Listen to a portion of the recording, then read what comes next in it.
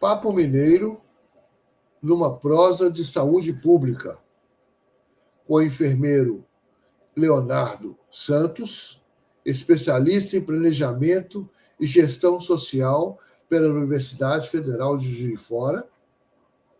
Atuou como consultor de serviços e programas de saúde pública. Atuou também como pesquisador e professor na Universidade Federal de São João del Rei. Tem experiência na docência em nível técnico superior e de assistência em clínica médica, psiquiátrica e saúde coletiva. Experiência também na gestão de projetos de infraestrutura urbana e na estruturação de projetos de parcerias público-privadas e concessões. Atuou como gestor público federal na diretoria de operações da CACENG, Ministério da Agricultura, na área de agronegócios e comércio exterior. Fundador e atual diretor-presidente do Instituto Planejamento e Gestão de Cidades, IPGC, onde desenvolve projetos com foco em gestão pública, infraestrutura urbana e desenvolvimento sustentável. Seja bem-vindo, Leonardo.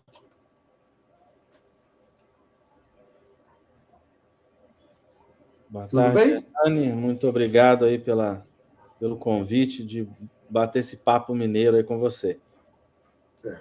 Aquele dia que eu fui na palestra do Instituto, eu gostei muito, né? Então eu queria que você também, nós vamos conhecer também um pouco o Instituto, o IPGC, né? Da qual você é presidente.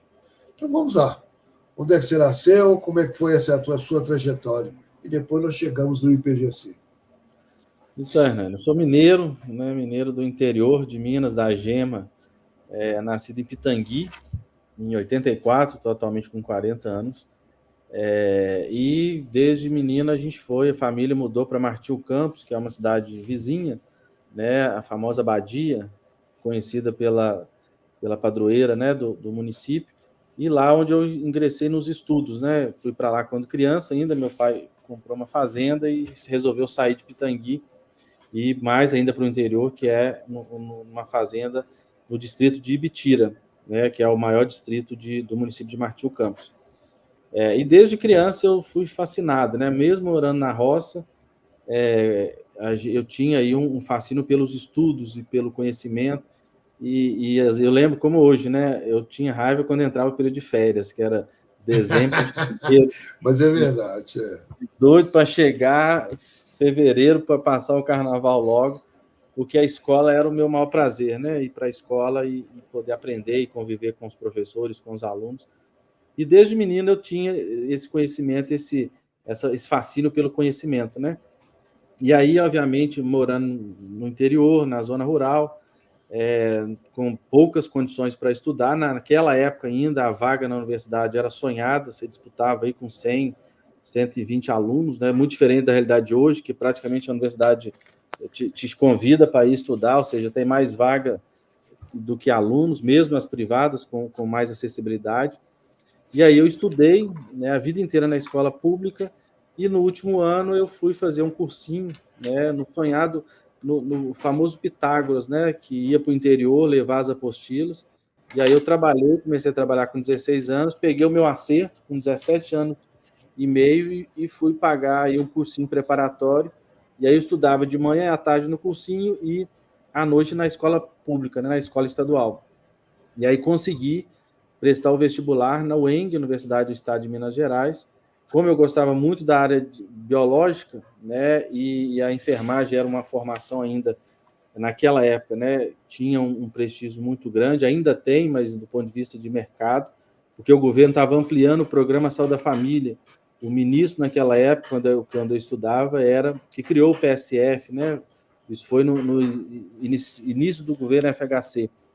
E aí eu fui para Divinópolis, né, saí de Martil Campos, me mudei para Divinópolis com 18 anos para cursar enfermagem na Universidade do Estado de Minas Gerais, num concurso, num vestibular concorrido naquela época, né, e aí fiquei lá 4 anos, dedicando integralmente a minha vida aos estudos, né? Meus pais me ajudou de alguma forma, porque naquela época, né, a UENG era paga, né? Hoje não, hoje a meninada estuda sem custo, né?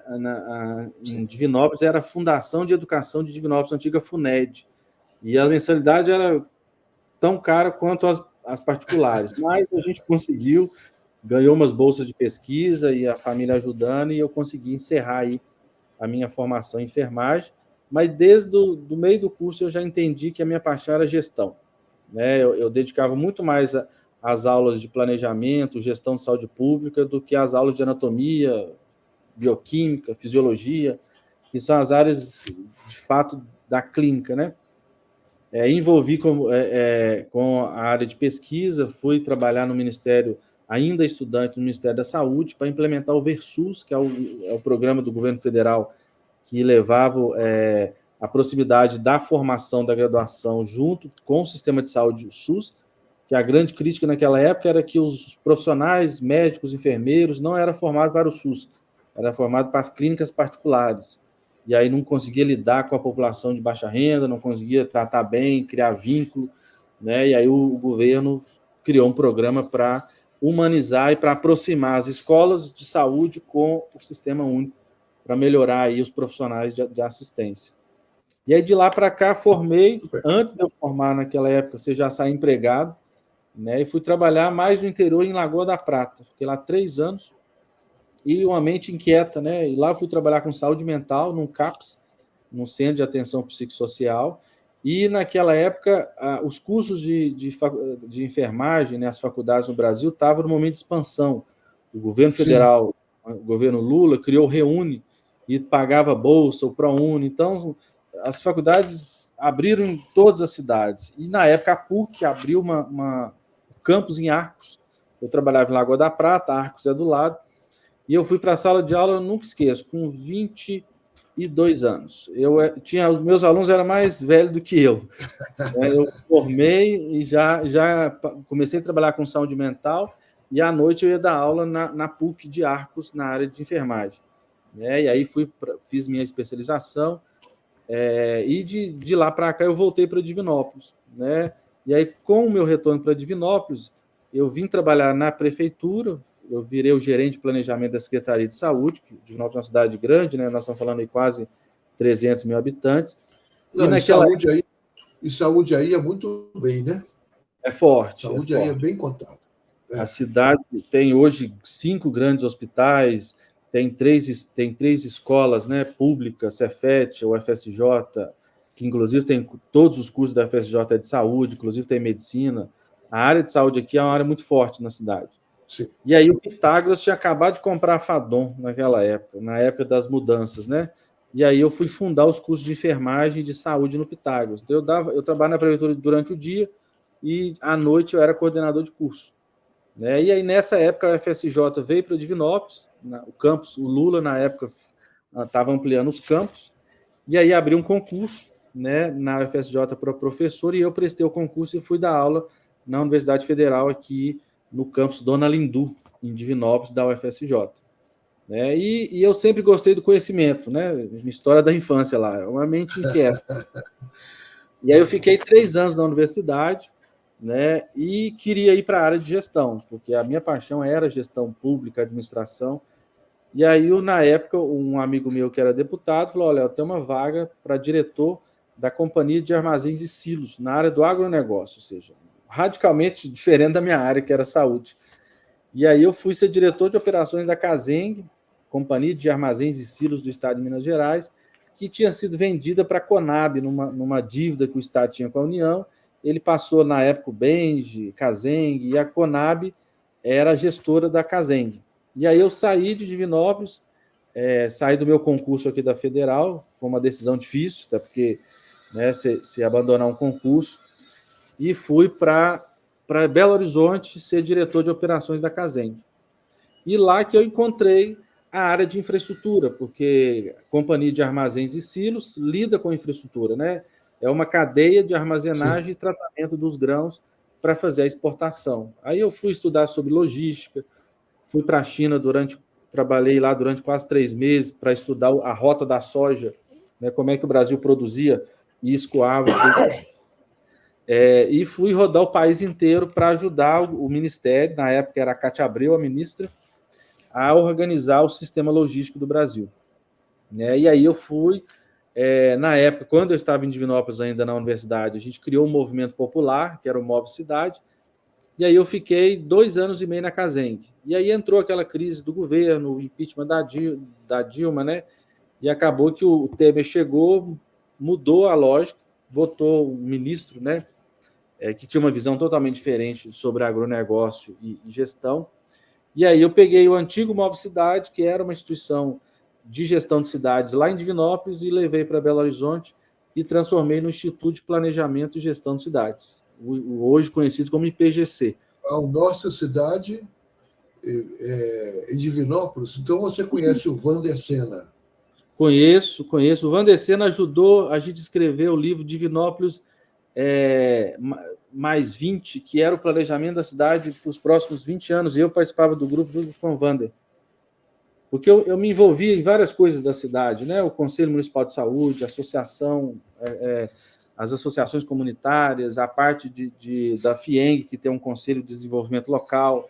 Eu sempre fui um cidadão muito ativo em diversas áreas que envolve gestão pública e desenvolvimento de cidades, né?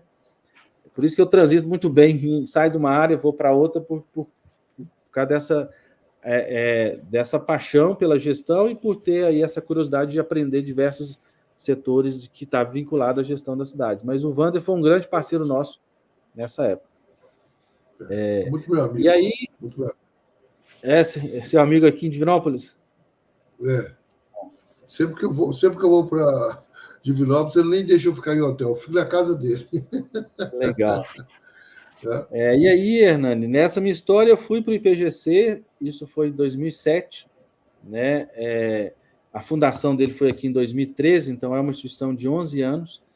E em 2017, né, desculpa, quando a gente reestruturou o Instituto em Belo Horizonte, na época que era diretor da Caseng, chegou um grupo de empresas querendo usar os telhados da Caseng, os armazéns, para colocar placa solar na época que a energia solar de placa estava bombando no país.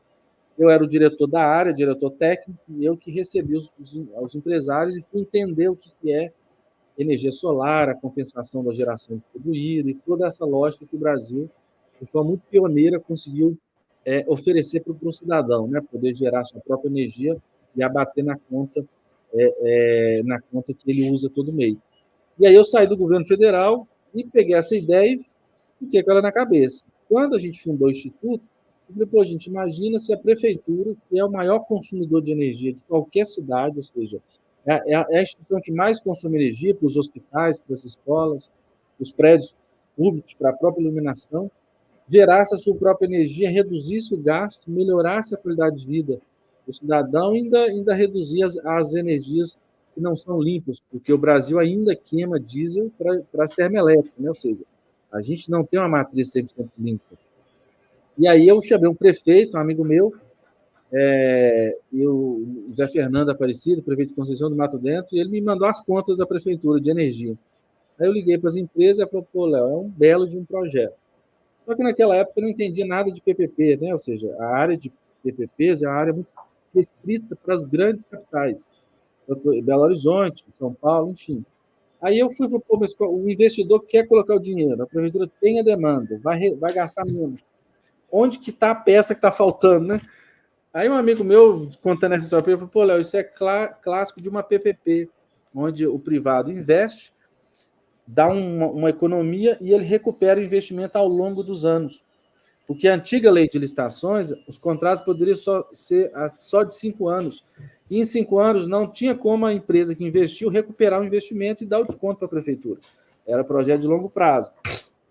Aí eu fui estudar sobre PPPs, como que era feito. Minas Gerais, na época, era uma referência no país, né? E aí nasceu, aí na Afonso Pena, no edifício Acaiaca, a gente alugou uma salinha aí da sede do Instituto, a primeira PPP de energia solar. E a gente fez isso querendo ajudar as prefeituras do país a melhorar o serviço, né? E não sabia que a gente estava desenvolvendo a primeira PPP da história do país de energia solar.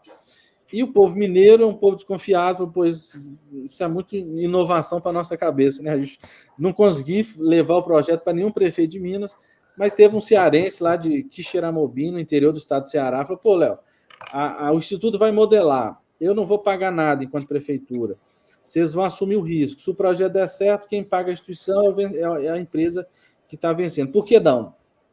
Aí assinamos o primeiro acordo de cooperação no Ceará, isso já era 2018, 2019, e fizemos a primeira PPP de energia solar no estado do Ceará.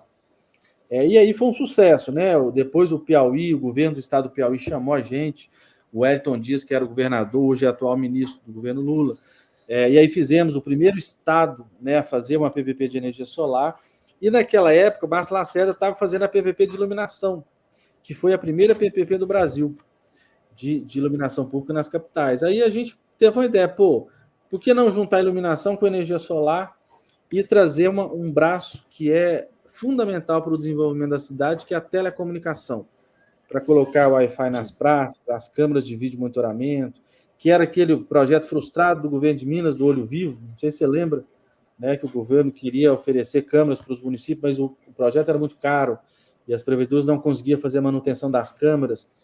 Aí nasceu, em 2021, a primeira PPP de cidade inteligente do país. Aí a gente achou um prefeito corajoso aqui da região de Divinópolis, que é de Carmo do Cajuru, do lado, o prefeito Edson Vilela. Edson Vilela assinou o primeiro acordo de cooperação e colocamos de pé a primeira PPP de energia solar, de cidade inteligente. Aí a gente ampliou o escopo, além da energia, incluiu toda a área de iluminação e a área de telecomunicação. Ganhou o prêmio da Unesco e tudo. Oi? Ganhou o prêmio da Unesco, da ONU, né? Isso. Aí o projeto deu tão certo que aí a gente não tinha ideia, né? E aí a Viviane, lá do Piauí, que a gente já trabalha com ela, falou, pô, Léo, a gente está escrevendo os projetos aqui num prêmio da ONU para premiar os melhores projetos do mundo. Aí a gente ia acabar de fazer o de Cajuru, já estava implementando as obras, fomos e cadastramos, a gente não esperava nada. Aí a ONU entra em contato e fala com o prefeito, prefeito, seu projeto foi escolhido, você precisa ir para Barcelona apresentar. O Edson falou assim, Léo, eu não tinha ideia do que você estava modelando na minha cidade. E depois, a hora que a gente chegou lá em Barcelona, que aí nós fomos, eu e ele, pegamos um avião, atravessamos aí e fomos lá apresentar a Carmo do Cajuru como um dos projetos, os melhores projetos do mundo. Isso em 2022. Né? O projeto foi modelado em 21, licitado e começou a obra em 22. E de lá para cá, Hernânia, o IPGC seguiu essa carreira, pegou esses exemplos que eu contei do Ceará, de Minas Gerais, e modelou uma fábrica de projetos onde a gente ajuda as prefeituras no Brasil inteiro, né, as prefeituras que têm interesse, a fazer bons projetos, atrair investidores e, obviamente, reduzir o custo do serviço para a população e melhorar a qualidade desse serviço. Porque, assim, vou dar o exemplo da iluminação pública. Quando uma empresa, né, através de uma PPP, ela troca todo o parque de iluminação do vapor de sódio, né, que a qualidade é muito ruim, polui o meio ambiente, ela economiza 70% de energia. Todo cidadão já fez isso dentro de casa. Ninguém mais tem aquela lâmpada incandescente que esquenta, né? Todo mundo já colocou LED e reduziu a conta. As cidades, as prefeituras ainda não. Né? A maioria das cidades do Brasil ainda utiliza aquela iluminação amarelada, que é o vapor de sódio. E aí essa economia paga o investimento, melhora a qualidade da iluminação do serviço para o cidadão e ainda reduz o custo. Mas qual que era a engenharia? A parceria com o setor privado, ou seja, a beleza do projeto é você modelar uma parceria onde quem tem capacidade de investir tem capacidade de operar, que é o setor privado, e quem tem demanda e condições de pagar e reduzir aquele custo. Então, a PPP hoje, o IPGC transformou num programa nacional e hoje a gente tem um grande programa nacional chamado Brasil Inteligente, que a gente atua hoje em mais de 140 municípios no Brasil, em média, eu não tenho exato esse número, ajudando os prefeitos, como a gente ajudou o Edson lá em Carmo do Cajuru, o Du lá em Barbacena, né, o Eusébio em Nova Serrana, diversos outros prefeitos no estado de Minas, que têm atraído investimento, melhorado o serviço e reduzido o gasto para as prefeituras. E aí, aquele dia, a gente estava, né, você teve com a gente lá na nossa sede em Belo Horizonte, com o ministro do TCU, né, o ex-governador Antônio Anastasia, falando da importância de projetos, de plano de governo bem estruturado, para que os prefeitos levem aí melhorias para a cidade e, obviamente, melhore a vida do cidadão. Então, assim, um pouco da minha jornada é isso. Assim, eu vim da roça, fui estudar numa escola pública, comecei na área de saúde, fui para a área de infraestrutura, passei pela educação, porque eu fui professor, né, mais de 7 anos na PUC, na UFSJ, no Pitágoras, e hoje o meu foco é ajudar o país a pensar soluções para as cidades brasileiras, ou seja, além das PPPs, a gente está ajudando agora outras áreas, inclusive a saúde, que é a minha origem. Você está voltando para a origem. Sim. Você está voltando para a sua origem. Mas é interessante porque você mencionou muitas cidades do Centro-Oeste. Muitas. Sim. Você deve ter morado em umas 10 cidades do Centro-Oeste. Hoje talvez seja a região que mais tem projetos de PPPs em Minas Gerais. Então, você tem uma influência sobre a sua região. Tem. Nessa área de gestão de cidades, assim, a gente hoje uma grande autoridade nessa área, né? Inclusive, ajudamos aí a escrever vários planos de governo dos candidatos que estão no pleito agora, disputando as eleições. A gente conquistou uma autoridade. Mas assim você tem lá a Pará de Minas, Bom Despacho, né? Você tem o Pitangui também, você tem o Martim Campos, e mais embaixo você tem Itaúna, Divinópolis, você tem o Carmo do Cajuru, você tem o Itapecerica do Teco, né? Figa, né? Então, como é que você está nessa região? Como é que você está trabalhando nessa região? Então, hoje nós estamos trabalhando. O que é o primordial? O que está sendo mais hoje, Hernani, o volume de projetos nosso é a área de cidades inteligentes, né? A PPP de cidade inteligente. Hoje nós temos projeto em Dores do Indaiá, que é uma cidade pequenininha do lado de Abaeté, Campo Belo, já modelamos projeto para Formiga, para Itapecerica, Nova Serrana, Carmo do Cajuru, que foi a primeira da região. E agora a gente está entre uma outra área, que é muito da mudança da lei do saneamento, que é modelar as concessões de água e esgoto. Então, a gente está lá ajudando o Bertolino, modelando a concessão de água e esgoto de Bom Despacho, né? Que é lá a Copasa não fez os investimentos necessários e não cumpriu, ele está retirando, né, a companhia estadual e abrindo uma nova modelagem para atrair empresas que vão fazer investimento na cidade. Então, hoje, são duas grandes áreas que a gente está atuando nessa região e no país como um todo.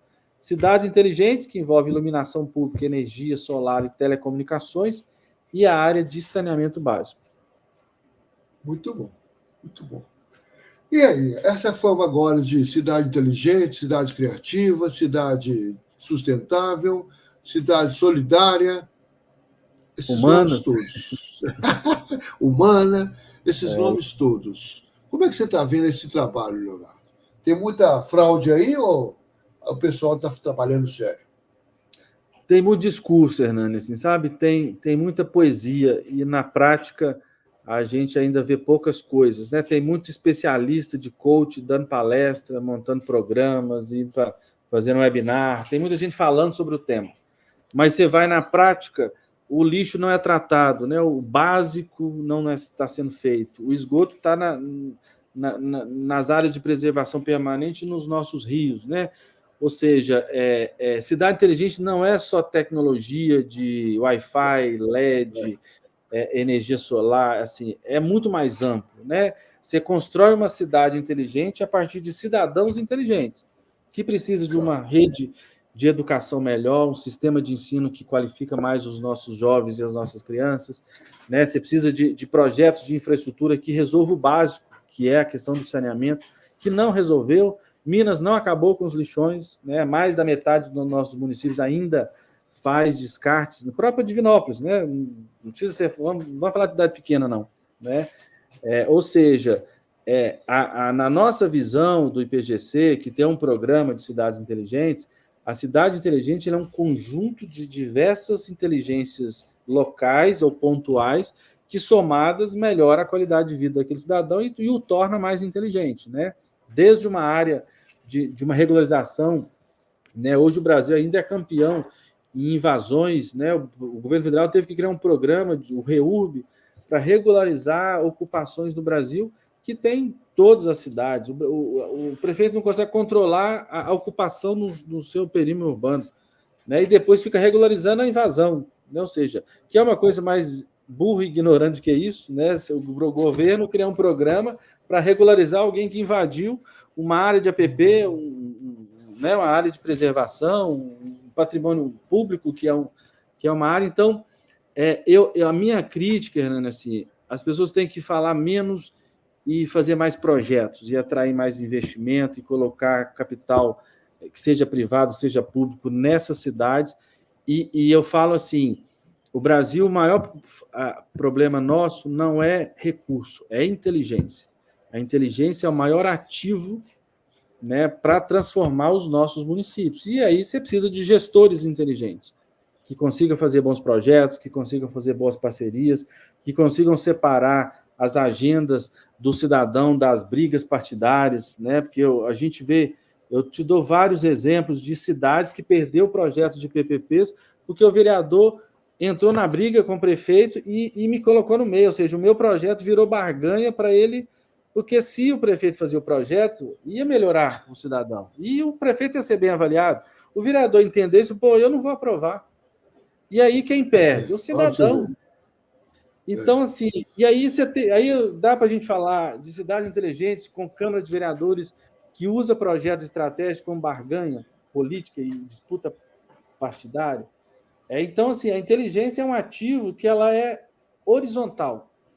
Ela passa pelos vereadores, pelos profissionais de saúde e educação, pelo prefeito, pelos secretários, né? Então, ela não é... O LED, ele é o Wi-Fi, ou seja, todas essas áreas tecnológicas de inteligência artificial e por aí vai, eles são só instrumentos de mentes inteligentes que conseguem pegar aquela tecnologia, utilizar ela e melhorar a gestão.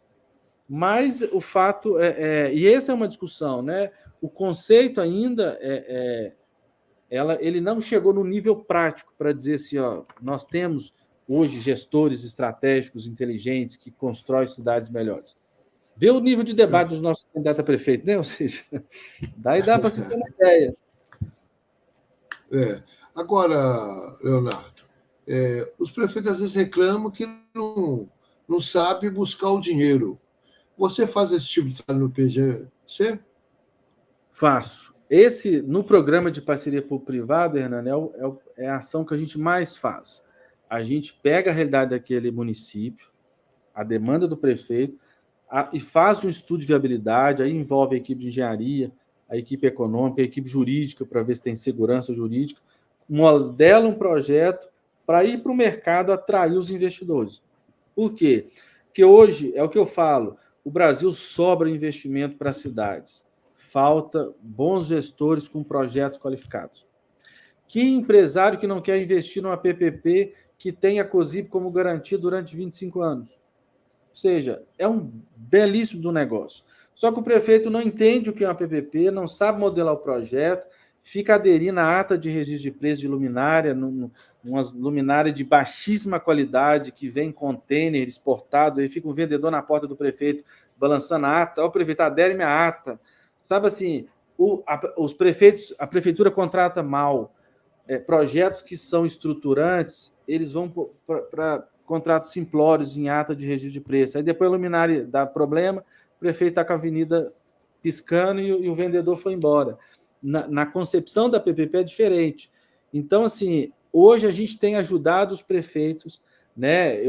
Fala do secretário nacional que falou, Léo, eu tenho aqui o ProCidades, dinheiro da FGTS, que é para emprestar subsidiado para a prefeitura, mas eu não tenho projeto qualificado para destravar o ProCidades, né?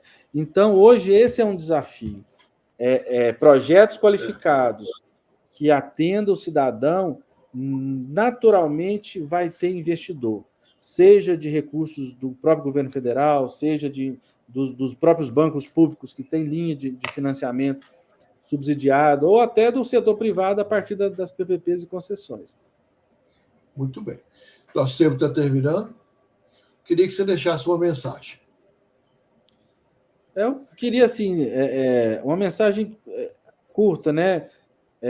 Do ponto de vista das nossas cidades, Hernani. Eu acho que o Brasil tem que dar uma atenção para os territórios onde que vive mais de 80% da população, né? De uma forma ampliada. O campo também é um espaço que precisa de cuidado, mas o nosso território ele precisa de um apoio. E os prefeitos precisam de apoio, os vereadores, né? As lideranças que vêm da sociedade, porque são eleitas democraticamente, e muitas das vezes, naturalmente, até porque não é uma fé deles, estão despreparados para conduzir uma cidade tão complexa como são as nossas no Brasil, né, de diversas áreas. Então, eu fico muito feliz em poder ajudar os prefeitos, os vereadores, a comunidade de uma forma geral, a levar inteligência para ajudar o desenvolvimento dessas cidades. Então, o Brasil, né, já dizia, precisa hoje dar uma atenção maior para os nossos municípios, né, porque hoje a gente vive na cidade, a vida se dá nas cidades, né, a gente trabalha,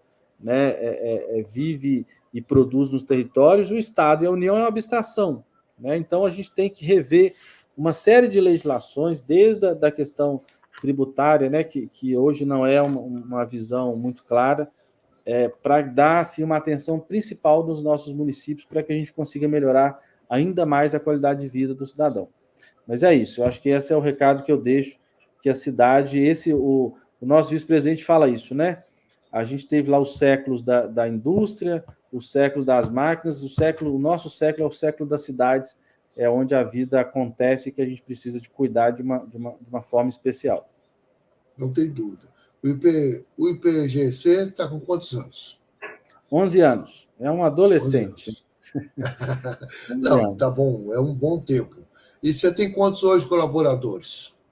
Hoje chega a quase 100, né? Se somar os terceirizados, ultrapassa esse número. Uma média de 100 colaboradores, a maioria em Belo Horizonte, mas tem aqui em Divinópolis, São Paulo e Brasília. Muito bem, ótimo. Muito obrigado, viu, Leonardo? Foi ótimo conhecer um pouquinho você, um pouquinho também do IPGC. Né, que muito bem. Obrigado, Hernani, pelo convite, pelo carinho. Ótimo. Nós que agradecemos e um grande abraço. Um abraço. Tchau, tchau. Então, tivemos aí a história do Leonardo Santos, que começou na saúde e já está voltando de novo para a saúde, porque é um segmento muito importante. Espero que gostem e até o próximo Papo Beleiro. Forte abraço.